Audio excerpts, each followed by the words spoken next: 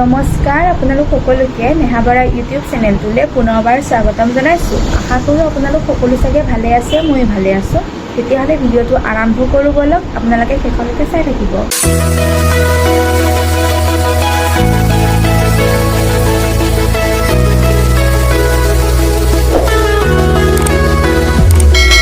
যিহেতু ডেইলি ব্লগটো সদায় দিবই নোৱাৰোঁ ইউটিউবৰ কাৰণে, সেইটো কাৰণে ভাবিছোঁ যে সপ্তাহত 2টা বা 3টা ভিডিঅ' মানে ইউটিউবত আপলোড কৰিম বুলি। আৰু আজিও মানে এইটো ঘৰুৱা ব্লগে হ'বলৈ গৈ আছে।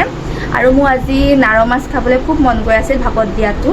আৰু পাপাই ৰাতিপুৱা ল'লে মানে নাৰ মাছ, মায়ে বনাব আজি। আৰু মই আজি একো নবনাওঁ, আজি খালি মই ভিডিঅ' সহায়ত মায়ে মানে কি বনাইছেনো গোটেইখিনি আপোনালোকক দেখুৱাই যাম। আপোনালোকে ভিডিঅ'টো স্কিপ নকৰাকৈ শেষলৈকে চাই গৈ থাকিব। আৰু মা এতিয়া পাকঘৰত আছে, ময়ো যাম এতিয়া পাকঘৰলৈ। এয়া মায়ে কলপাতত এয়া মাছ মানে সৰিয়হৰ লগত সানি আজৰিয়ে হ'ল। আৰু এয়া মা ক'ব এতিয়া মানে ৰেচিপিটো কি কিনো দিছে। বগা সৰিয়হ, আদা নহৰু জালুক জীয়া চব মানে দি পেলাই সানি লৈছোঁ। কি কি দিছা? বগা সৰিয়হ, আদা নহৰু জালুক জীয়া, তাৰপিছত আৰু হালধি নিমখ আৰু মিঠাতেল, কেঁচা মিঠাতেল অকণ পাতখনত মানে এনেকৈ হেৰি কৰি দি মাছ তাৰ ওপৰত দি তাৰ লগতে সানি লৈছোঁ। আৰু সানি লৈ পেলাই মানে ইয়াতে মাছকেইটা দি পেলাই তাৰ ওপৰত মানে দি দিলোঁ। আৰু এয়া মায়ে মানে টেঙা জোল জাতিলাও আৰু বিলাহী দি বনাবলৈ থৈছে। আৰু মানে মাছকেইটা অকণমান চাইজটো সৰু, সেইটো কাৰণে এয়া দুটা দুটাকৈ লৈছে, দেখিছে আপোনালোকে চাগে।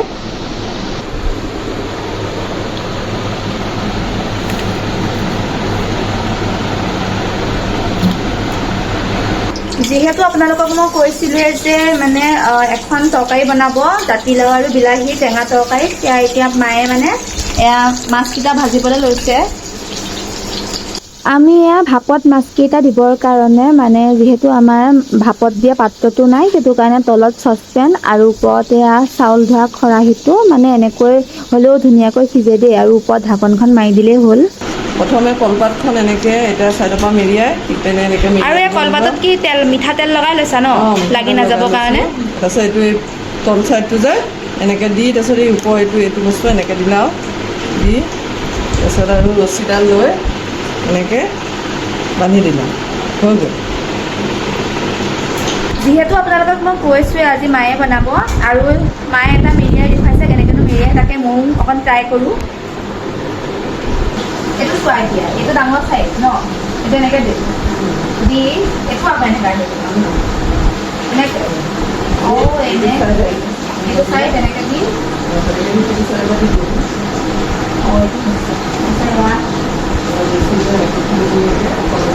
আৰু আপোনালোকক যিহেতু মই দেখুৱাইছোৱে মানে তাত ভাতটো গৰম মানে পানীখিনি যিহেতু গৰম লাগিব ন, যিহেতু আমি ভাপত দিয়া বনাইছোঁ, তাকে গেছত আকৌ মানে এতিয়া পানীখিনি একদম মানে গৰম হৈ আছে ন, উতলিব লাগিব। মানে একে ম'ম' যেনেকৈ বনাই ছেম সেইটোৱে আৰু সেইটো প্ৰচেছে একেই। এয়া এতিয়া নাৰ মাছকেইটা কলপাতেদি বান্ধি ল'লোঁ, আৰু পানীও গৰম হ'ল, তাতে এতিয়া দিবগৈ লাগিব তাত গৈ পেলাই ভাপত।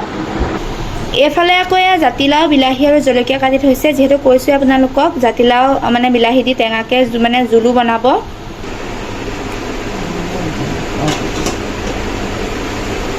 এয়া জাতিলাও বিলাহী আৰু মাছ বনাওঁ আৰু মাছকেইটা প্ৰায় আধা ঘণ্টামান ভাপত সিজাব লাগিব, আৰু 5 মিনিটৰ মূৰে মূৰে লুটিয়াই দিব লাগিব, তেতিয়াহে মানে ভালকৈ সিজিব। আৰু আপোনালোকৰ যদি ভাপত দিয়া পাত্ৰটো নাই, আমাৰ নিচিনা এনেকৈ যোগাৰ কৰি ল'ব পাৰিব। এয়া এফালে মাছৰ তৰকাৰী বনাই আছে, হ'ব আৰু এতিয়া। আৰু এয়া ভাপত দিয়া মাছকেইটা সিজিছে। বা এইখিনি জেগা বৰ গৰম দেই।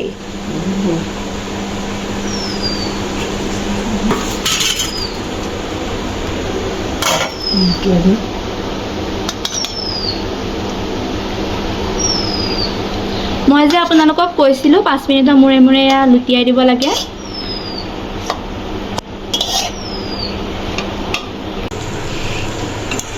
এয়া মাছৰ তৰকাৰীও বনাই হৈছে, আৰু লাষ্টত এয়া ধনিয়া পাত দি দিছে। এয়া হ'ল আৰু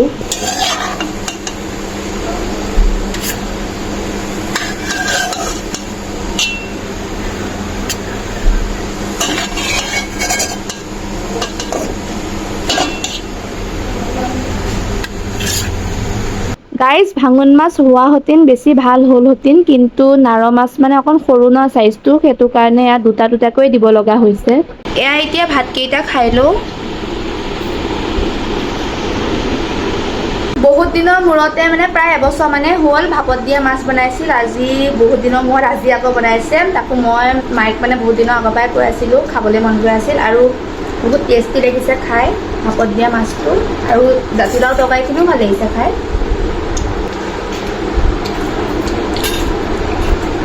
A few moments later. এয়া মই ভাত খাই আহিছোঁ আৰু এতিয়া, আৰু আজিলৈ এই ব্লগটো ইমানতে শেষ কৰিছোঁ। আপোনালোকে যদি চাই ভাল পাইছে লাইক কমেণ্ট এণ্ড শ্বেয়াৰ কৰি দিব, আৰু আজিলৈ আহিলোঁ দেই। বাই বাই, নেক্সট ব্লগত লগ পাই আছোঁ।